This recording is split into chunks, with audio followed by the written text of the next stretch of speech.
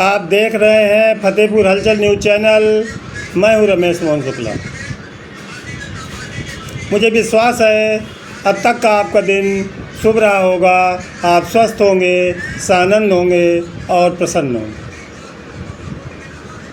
साथियों, कल 9/9/9 है। आप सोच रहे होंगे कि ये 9/9/9 क्या है। कल महीने की 9वीं तारीख है और सितंबर महीना वर्ष का 9वां महीना है और साल 2025 है। यदि आप 2025 को आपस में जोड़ेंगे तो उसका भी जोड़ 9 आएगा, यानी कल 9/9/9 है और कल का दिन काफ़ी मामलों में ऐतिहासिक होने जा रहा है। आपको मालूम है कल देश में उपराष्ट्रपति पद का चुनाव होना है। कल एनडीए के सांसदों का मॉकपोल हो चुका है। आज इंडिया गठबंधन के नेताओं का भी मॉकपोल हो रहा है। इंडिया गठबंधन के दलों के सारे सांसद दिल्ली पहुंच रहे हैं या पहुंच गए हैं। आज इंडिया गठबंधन के उपराष्ट्रपति के प्रत्याशी वी सुदर्शन रेड्डी द्वारा सांसदों से आत्मा की आवाज़ पर वोट देने की अपील भी की गई और आत्मा के नाम पर वोट देने की अपील की जो सबसे बड़ी चुभन हुई है वो भारतीय जनता पार्टी को हुई। इस पर भारतीय जनता पार्टी द्वारा एक प्रेस कॉन्फ्रेंस भी की गई है जिस पे आत्मा की आवाज़ पर वोट देने को आपत्तिजनक बताया गया। मैं आपको याद दिला दूं कि आत्मा की आवाज़ पर इस देश में पहले भी वोट किए गए हैं सांसदों द्वारा। बीबी गिर और नीलम संजीवा रेड्डी का जब राष्ट्रपति का चुनाव हो रहा था उस समय भी तत्कालीन प्रधानमंत्री इंदिरा गांधी ने आत्मा की आवाज़ पर वोट देने की अपील सांसदों से की थी और आप जानते हैं कि उसका परिणाम क्या हुआ था कि कांग्रेस का अधिकृत प्रत्याशी चुनाव हार गया था और इंदिरा जी का कैंडिडेट चुनाव जीत गया था। आज वैसी ही अपील इंडिया गठबंधन के प्रत्याशी वी सुदर्शन रेड्डी द्वारा की गई है।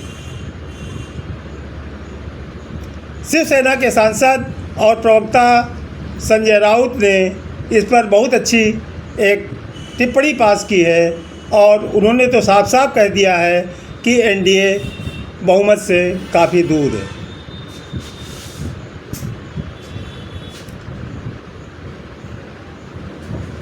लुटियन जोन्स में जो मेरे सहयोगी सूत्र हैं, मुझे वो उनके द्वारा ये भी खबर आ रही है कि बीजेडी और वाईसीपीआर जैसे दल वोटिंग से बाहर भी रह सकते हैं।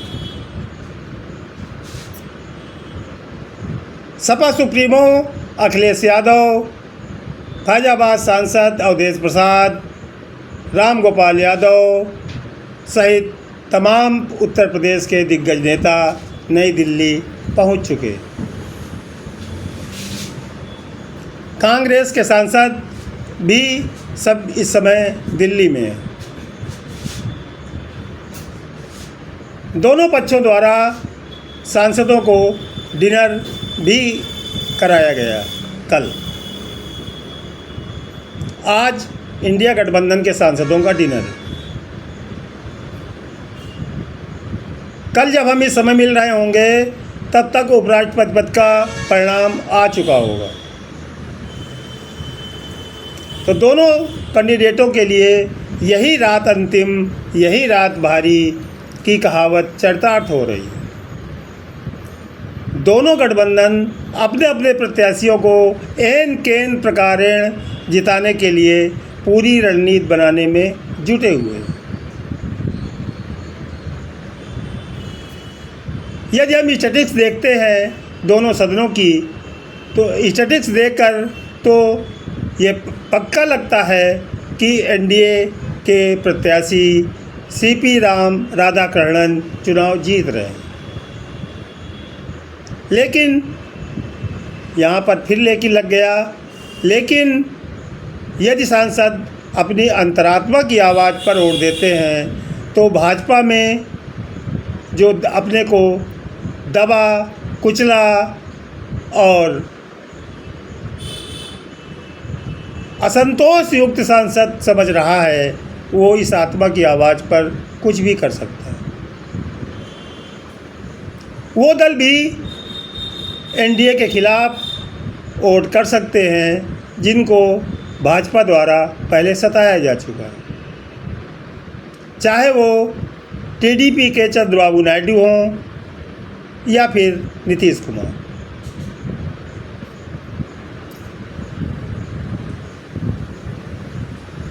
चाहे वो उड़ीसा के नवीन पटनायक हों या जगन मोहन रेड्डी आंध्र प्रदेश के। और यही समीकरण और यही सोच भाजपा के दिग्गज नेताओं की चिंता का कारण भी है।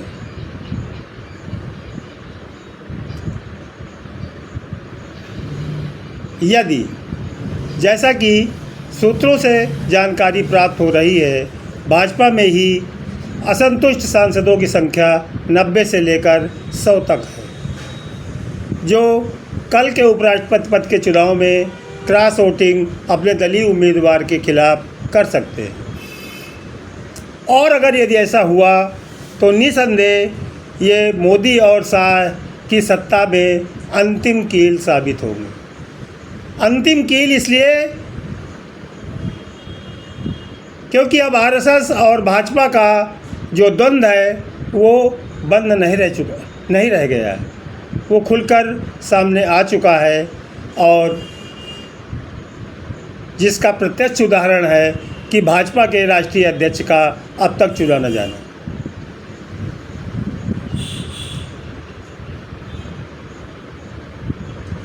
चिंता है अमित शाह और नरेंद्र मोदी को कि कहीं कॉन्स्टिट्यूशनल क्लब के चुनाव का परिणाम एक बार उपराष्ट्रपति पद के चुनाव में दोहरा न दिया जाए।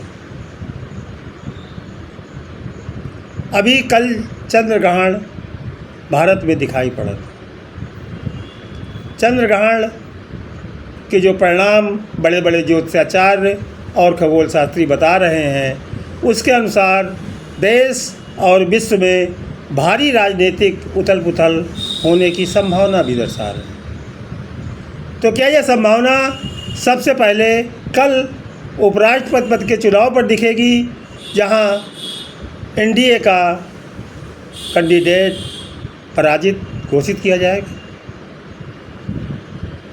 निश्चित रूप से यदि ऐसा हुआ तो ये एक दूसरी सबसे बड़ी युगांतकारी घटना होगी नीलम संजीवा रेड्डी और बीबी गिर चुनाव के बाद।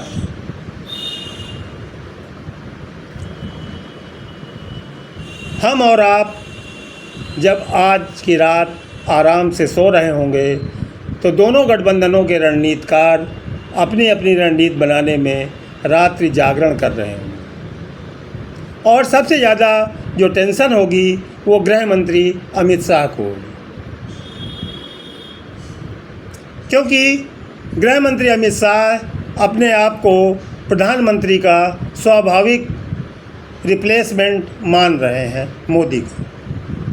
यद्यपि उनकी राह में कई रोड़ा हैं और सबसे बड़े रोड़ा तो हमारे उत्तर प्रदेश के महाराज जी हैं, जिनकी खुली प्रतिद्वंदिता अमित शाह से सामने आ चुकी है। दूसरे जो बागियों का सरदार बनने की कोशिश कर रहे हैं वो हैं नागपुर के नितिन गडकरी जी, और उनको संघ का बहुत करीबी भी बताया जाता है। पिछले दिनों आए उनके बयान इस ओर इशारा भी कर रहे हैं। प्रश्न काफ़ी जटिल है और परिणाम कल की रात के बाद हम सबके सामने होगा।